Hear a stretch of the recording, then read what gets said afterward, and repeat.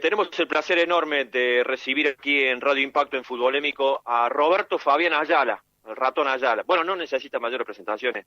La verdad que es un gusto, Fabián, desde aquí, desde Córdoba, en Radio Impacto y en Futbolémico, como te decía, recibirte, saludarte y gracias de antemano por estos minutos de diálogo con nosotros. Soy Neri Albornoz, buen día.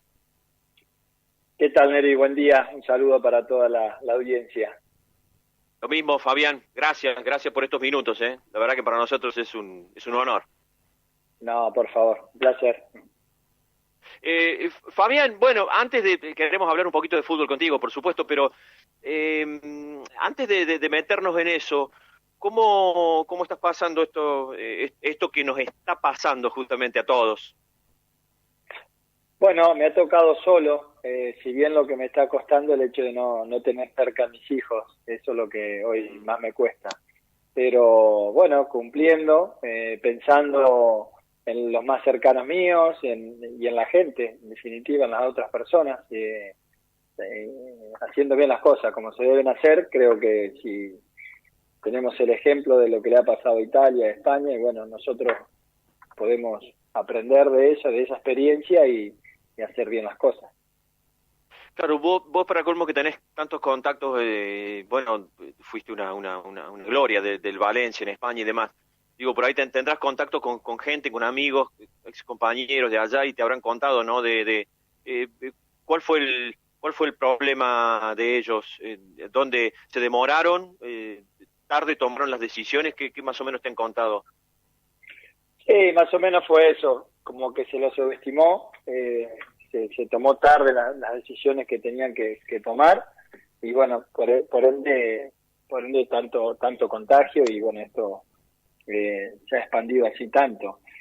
Por eso digo que nosotros deberíamos aprender y tomar conciencia, y el mensaje que recibo de cada uno de ellos que me toca hablar es: cuídense, ustedes están a tiempo, traten de hacer bien las cosas porque no es broma. Ese es. Tampoco hay que, yo creo que tenemos que tener información justa, hacer bien las cosas, lo que debemos, pero Claro. Tampoco sobreinformarse y entrar en pánico porque sí que nos cuesta. Es difícil estar en tu casa, no tener tus rutinas y demás, pero bueno, tenemos que seguir de esa manera, aguantar, buscar la manera en la cual la cabeza no esté todo el día pensando en a ver cuánto subió el porcentaje, esto, lo otro, sino lo justo. Vos sabés que el otro día charlaba con un amigo, un tipo que está muy vinculado al deporte a nivel mundial, y me decía, te aseguro, Neri, que va a haber un antes y un después en todo, no en el fútbol, más allá del fútbol. Va a haber un antes y un después de esto. ¿Vos cómo lo ves? Apelo a tu conocimiento. ¿Crees que saldremos mejor de esto? ¿Que esto servirá para algo al margen de lo dañino que es hoy por hoy? Y me imagino, porque tenemos un tiempo para pensar, reflexionar de cómo estamos actuando, de cómo nos estamos comportando, hacia dónde queremos ir. Yo creo que sí, es un momento de cada uno haga un análisis y crítico, no por encima, no, sino crítico. Creo que es una oportunidad para crecer como persona y crecer uno, y hablo de uno. Yo no digo la sociedad tiene que crecer, yo soy parte de la sociedad y yo tendré que mejorar un montón de cosas y hacer mejor y pensar en el otro y ayudar, millones de cosas en las cuales creo que podemos hacer y que por ahí por la vorágine de esto de las rutinas y demás y andar corriendo detrás de algo que por ahí no es tan importante, que hoy, mirá, lo importante que es poder abrazar más como somos nosotros, de mostrar el cariño, de dar. Yo por eso ahí ahora hay unas campañas que me voy prendiendo, hay chicos que le están metiendo el cuerpo, el físico, porque se meten a barrios donde carenciados, donde bueno, se juntan donaciones y se llevan para aquella gente que hoy no tiene la posibilidad de estar bajo un techo y no tener no tener para comer. O sea que y bueno, cada vez que me puedo aprender desde acá, obvio, lo hago porque bueno, hay que pensar en aquellos que hoy no tienen eso. Ayala, Luis Salinas los saluda, realmente es un placer. La verdad que si hablamos específicamente de fútbol, esto tapa el fútbol en sí, porque esta pandemia no tiene parangón con el egoísmo que le voy a plantear yo del fútbol, porque ustedes en el cuerpo técnico de la selección, la verdad que los agarran en un pésimo momento. La selección había cambiado muchísimo en cuanto a rendimiento, sobre todo en lo que pensaba algo tan exigente como es la opinión pública para con la selección. Habían modificado todo eso y justo los agarra este parate que lo va a tener sin fútbol por todo el año. Bueno, sí, la verdad que veníamos con mucho entusiasmo, con ganas de empezar esta eliminatoria, esta primer fecha que eran en marzo, porque bueno, había muestras de que el grupo se estaba formando y está, yo creo que están muy bien, han entendido un poco el mensaje claro que le ha dejado Lionel y la manera en la cual encarar cada competición o cada partido amistoso. Si bien ya no hay más, ya lo que se va a jugar son cosas importantes, y la magnitud que tiene jugar una eliminatoria. Pero estábamos con esas ganas, ese deseo de empezar porque sentíamos que veníamos en una dinámica muy buena. Bueno, nosotros, eso no se pierde, evidentemente, no se pierde. Vamos a ver ahora cuando se renueve el calendario qué decisiones se van tomando, si se mantienen la postura de las fechas en las cuales ya estaban fijadas o si se acortará. Me imagino que se acortará mucho el calendario, entonces habrá que tener mucho cuidado en el tema en el tema físico de los futbolistas, porque jugarán más partidos, tendrán tal vez menos tiempo como para poder recuperarse, en fin, pero hay muchas cosas que podemos hablar que todavía no sabemos porque vamos suponiendo, una vez que decidan bien qué hacer con los calendarios, qué partidos jugar, cuánto tiempo tendrán los futbolistas como para poder acondicionarse y empezar de nuevo a competir. Hay dos preguntas estructurales cortitas. Tengo la primera, esta pandemia y sobre esto de pensar distinto. He escuchado varios ídolos del fútbol argentino sin dar nombre que han manifestado las ganas de volver, de tener a la familia cerca, de dejar un poquito de lado lo económico para estar en el país. Y digo, a ustedes a nivel seleccionadores, ¿les convendría, por ejemplo, que la mayoría de los jugadores estén jugando en Argentina? Hoy es un mundo tan globalizado que es casi lo mismo. Igual, mirá, ¿sabés qué nos convendría poder tenerlos a esos futbolistas? Por ejemplo, si están en el fútbol local, que no lo podemos hacer ni con el fútbol local, porque si nosotros pudiéramos entrenar con jugadores del fútbol local, lo haríamos, pero no nos dan tampoco los calendarios, no da el tiempo como para poder hacerlo. Entonces sería prácticamente lo mismo, que ellos vengan y no tengan la posibilidad de entrenar, qué sé yo, de lunes a miércoles, por ejemplo, con nosotros en AFA, es difícil. Claro. Yo tengo hace tiempo una duda que si al frente mío hay un defensor del calibre que usted ha tenido y aparte seleccionador en la selección justamente, ¿por qué entiendo yo en la Argentina carecen o no salen los marcadores de punta como salían antes? ¿Tenemos un problema en ese puesto?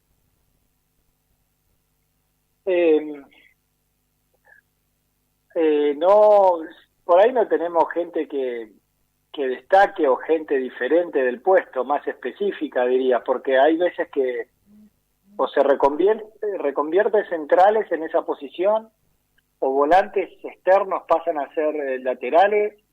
Hoy varios equipos por la forma de jugar también hacen que se prefiera más un volante más ofensivo que por ahí defensivo. La verdad que sí, a veces te pones a pensar si es un lugar en donde no se trabaja, pero bueno, el talento está ahí, hay que trabajarlo, pero sí puede ser que no haya, es uno de los lugares en donde por ahí no, digo la selección, no salga un hombre ya directamente y se imponga en el puesto. Y Fabián, a propósito de marcadores centrales, ya que mi compañero te metió en este tema, te pregunto somos cordobeses, estamos todo el tiempo con Talleres, Belgrano, Instituto, Racing, y te quiero preguntar por Facundo Medina, ¿cómo lo has visto ahí en el equipo del Bocha Batista, en esa dupla con Nehuen Pérez, o bueno, cuando le ha tocado jugar a otro, pero de Facundo Medina, del jugador de Talleres, ¿qué tenés visto de él? No, vemos la capacidad que tiene de poder de poder defender, creo que tiene un portento físico importante y personalidad sobre todo para jugar en esa posición, imponerse. Con Neuwen creo que han hecho una buena dupla. Bueno, Neuwen ya está con nosotros, ha alternado, ha venido un par de veces, ha entrenado con nosotros.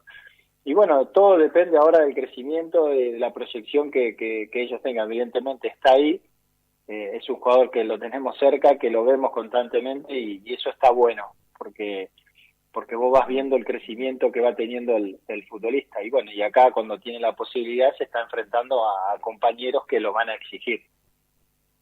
Mira, y esta pregunta también es por Medina, pero ya te saco de integrante de la selección y yo le pregunto más al ex marcador central. Yo no sé si te incomodo con esto. Acá Facundo Medina ha sido muy criticado porque jugó mucho tiempo de lateral izquierdo. El técnico o los técnicos que ha tenido últimamente Talleres lo han necesitado por diversas cuestiones allí. Una vez el Bocha Batista hace poquito tiempo nos decía que él también en un momento lo necesitó, a Facundo Medina de lateral izquierdo. Y la gente ha sido, o hemos sido todos muy críticos de sus actuaciones, porque evidentemente decae su rendimiento cuando lo sacan al lateral izquierdo, al margen de que todos le ponderamos esto que vos decís, la personalidad. ¿Cómo lo ves a eso, a los chicos sobre todo, resignando su posición en la que mejor se destacan para ir a otro lugar en donde van a ser muy criticados? Bueno, acá depende de la confianza que le dé el entrenador. Evidentemente un entrenador va a querer al jugador en su mejor versión y en su puesto original, en su puesto de madre, digamos. En este caso él es central, se sabe que el potencial lo tiene de central. Después ya si por una eventualidad te puede suplir el lateral, bueno, ya sabes que es eso, no va a ser algo más, no le podemos pedir que desborde, tire centro y tenga ida y vuelta de un lateral. Si bien lo puede hacer por juventud, por capacidad física, pero sus cualidades son otras y hay que potenciar esas. Hay que el jugador, vos lo tenés que hacer mejor.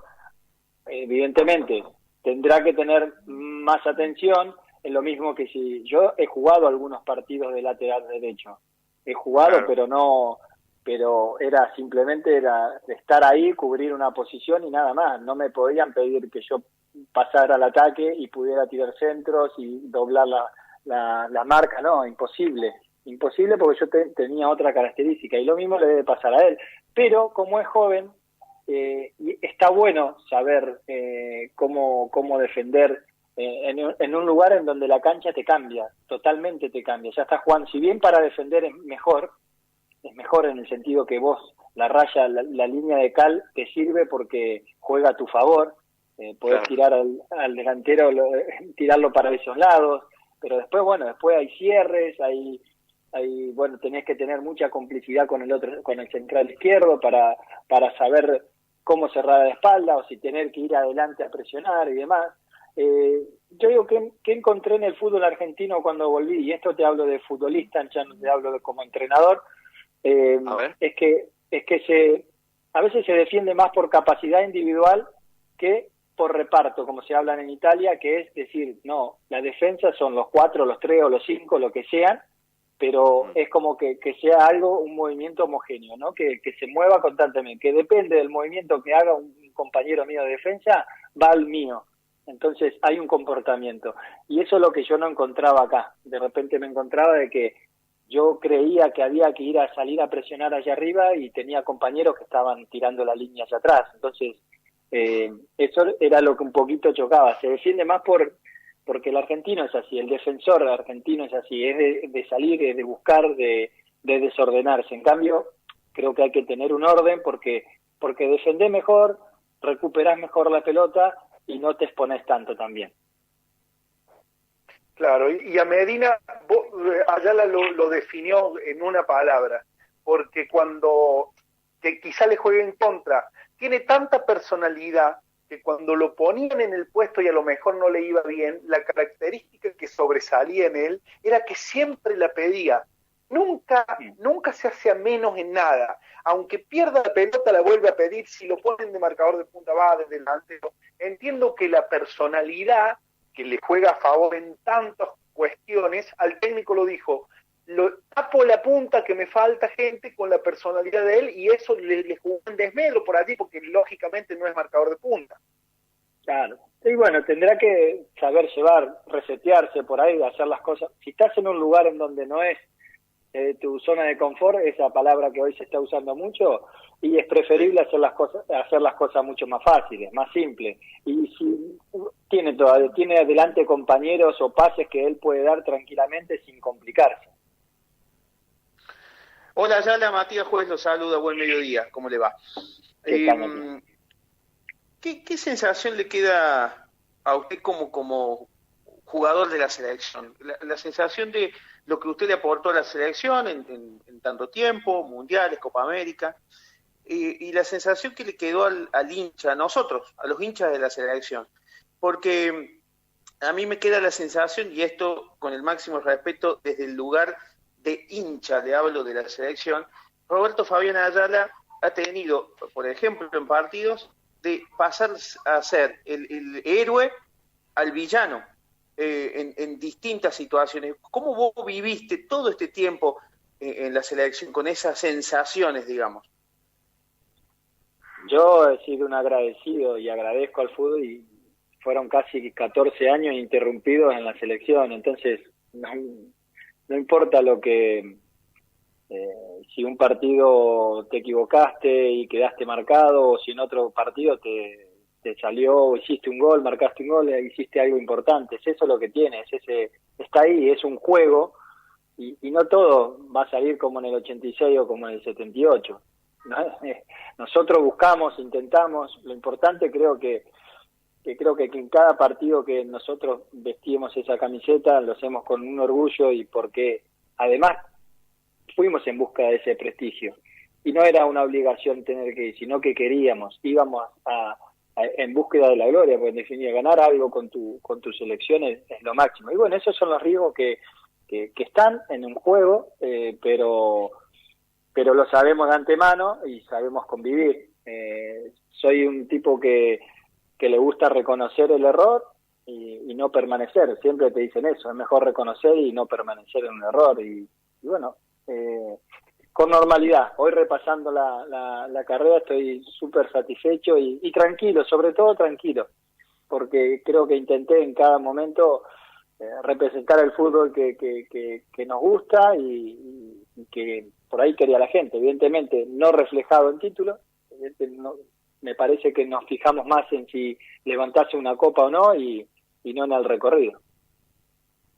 Y en parte de eso fue lo tomaron ustedes, digo por Bielsa o en el caso tuyo, lo tomaron como una revancha ese Juego Olímpico en el 2004, sobre todo de lo que había pasado en el 2002, que a vos no te tocó jugar por la lesión.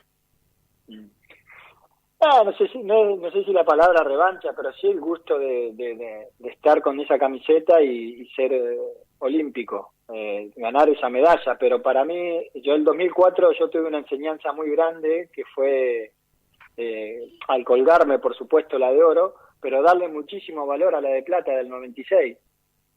En el fútbol no le damos esa importancia, y yo me di cuenta juntándome con atletas de otras disciplinas que lo importante es la importancia que tiene estar en un juego olímpico, estar ahí dentro, compartir con toda esa gente, y ahí te das cuenta, digamos que el fútbol, para mí fue la enseñanza de decir, le di valor a estar en el juego olímpico, a tener esas 2 medallas, porque había chicos que bueno, no tienen la posibilidad de poder competir, de estar en el juego, hace mucho sacrificio estudiar, trabajar para después ir a entrenarse y mejorar, y no tienen toda la estructura para poder hacerlo, y el sueño de ellos es estar en el juego. Después, imagínate si algunos me decían, imagínate si me llego a colgar una medalla de bronce.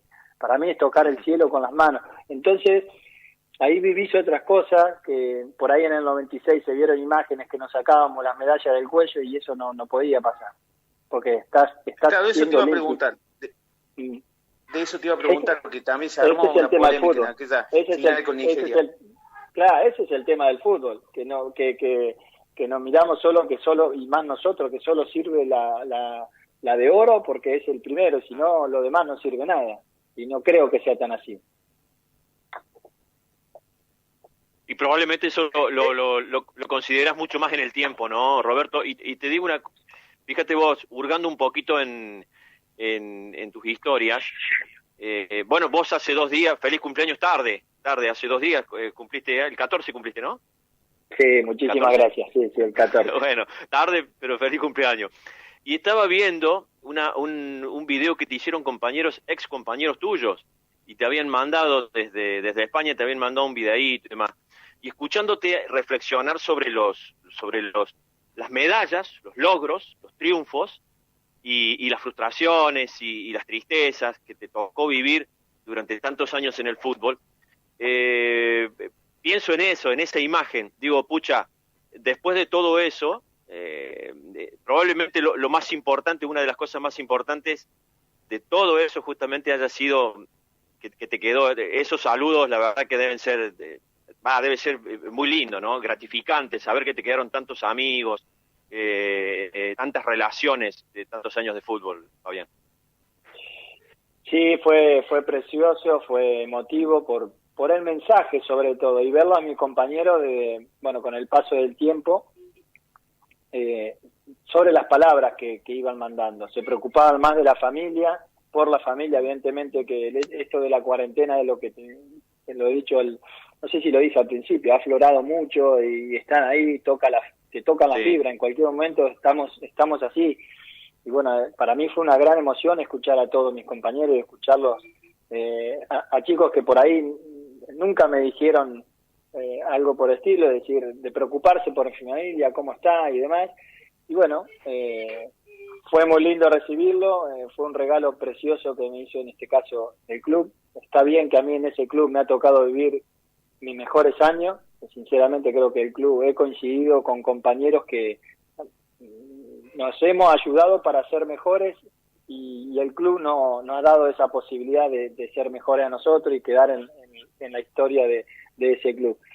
Y nada, ves, son cosas que tiene el fútbol. A mí puedo contar en Valencia, no hay una historia negativa, por más que me diga sí, pero perdieron la final de la Champions, la segunda con el Bayern. Y sí, pero el Valencia jugó 2 finales en su historia de Champions y yo estuve en una. Entonces, ahí con el paso del tiempo y ya la gente se va dando cuenta lo difícil que es poder llegar a disputar una final. A nosotros perder esas 2 finales, el Valencia le significó que más adelante ganara después de 31 años una liga, 2 ligas, no una, 2, y una Copa de la UEFA. O sea que digamos que fuiste recompensado de alguna manera. Entonces, en la carrera, cuando uno le toca repasarla, evidentemente hay momentos felices, lindos, y otros de esos de los que te toca perder o los que te toca equivocarte, pero es parte del juego. A nivel entrenador, ¿quién fue el que más te marcó en esta tu nueva etapa, no? Que ya ¿tenés alguno que te marcó, que te diera una impronta para lo que vos querés trabajar en esta nueva etapa? Bueno, yo vengo de la escuela de Ferro. A mí el orden es una de las cosas que el día de mañana, hoy soy colaborador, hoy la cabeza es Lionel.